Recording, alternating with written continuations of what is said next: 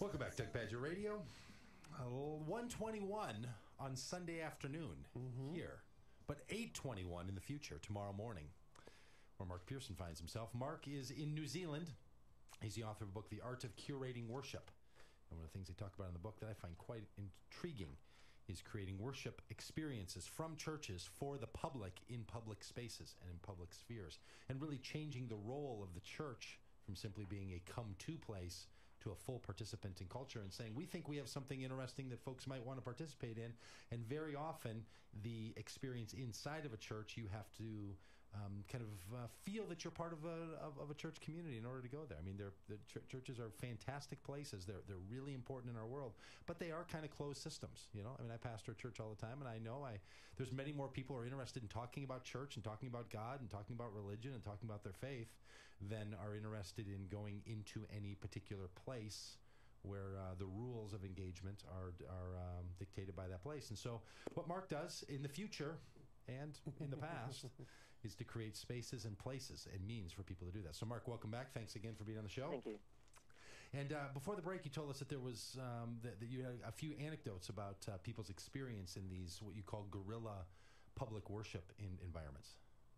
Yes, I do. And of course, a number of people wouldn't actually want to call them worship events. That depends on your definition, but because they're not worship in the traditional sense of sitting and singing or standing, but very kind of individualistic in a sense, or individual anyway, events that you can go through at your own speed and your own rate.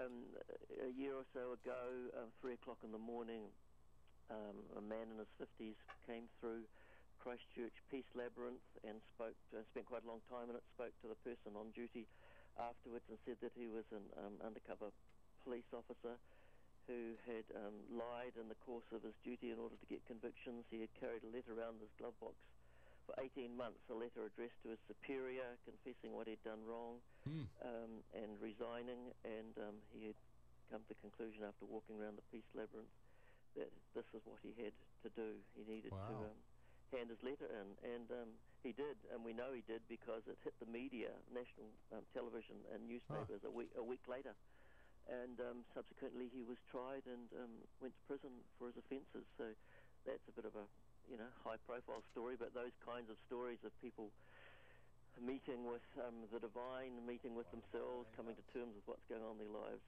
just countless stories like that.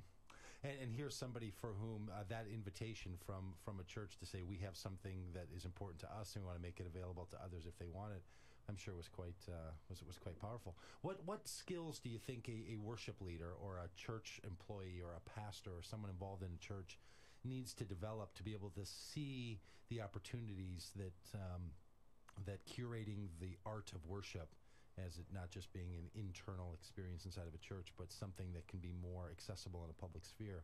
What do they need? What makes somebody good at this, and what skills do they need to develop? One of the key kind of theses of the book is that we should move from calling people worship leaders who do if they're doing this kind of thing to calling them worship curators.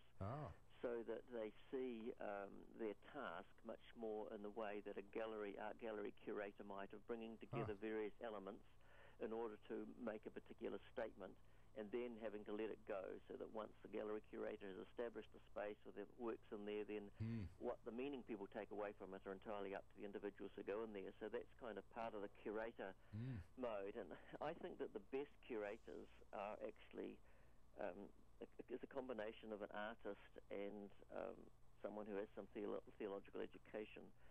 So that the artist means that they have this wonderful ability that I lack of being able to see things visually and putting materials together.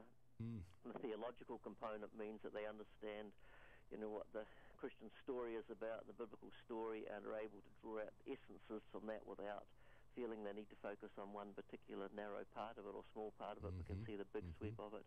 And then someone who's got organisational skills who can put all that together in a pastoral kind of way that's aware of the needs of people. So sometimes it takes 4 people to get those kinds of skills working collaboratively. It's unusual to get, or probably very rare to get them all in one person. But I think those 4 aspects of some artistic sense, theological sense, people pastoral sense, and organisational ability are the 4 things that you need to have make it happen. And raising this, these notions of that it can exist this way, this is particular to our place and culture right now, right? Like something's happened in the last 50 or 100 years or so where church plays a different role in the world, and people's experience with churches has changed as people have changed, right? People are more educated, they're literate, they are in conversations with many different people and ideas.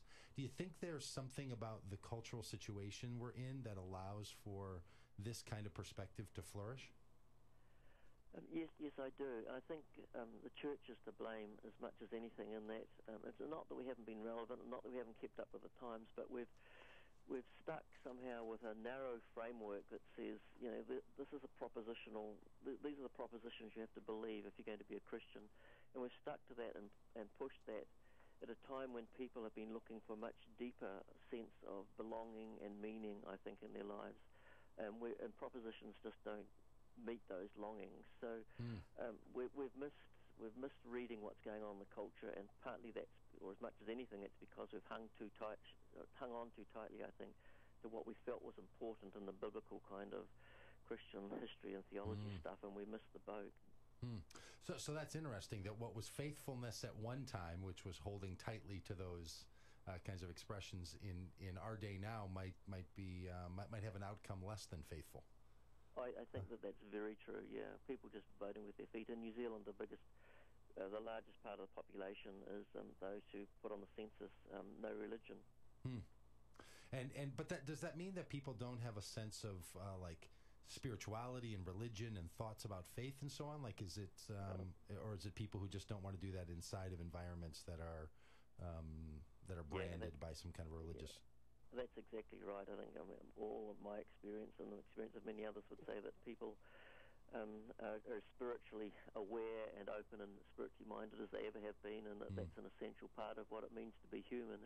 It's just how the church finds its place in all of that, and how the Christian faith finds its place in all of that I think we're a bit less certain about. Well, that's Mark Pierson. He's in New Zealand, but his book is all over the world and is available here in the United States. And you can find it on Amazon, of course, The Art of Curating Worship. If you're on the Doug Pagitt Radio Facebook page, there's a link for it right there. And if you're watching on the Ustream or you watch these videos later, you can click on the link there as well.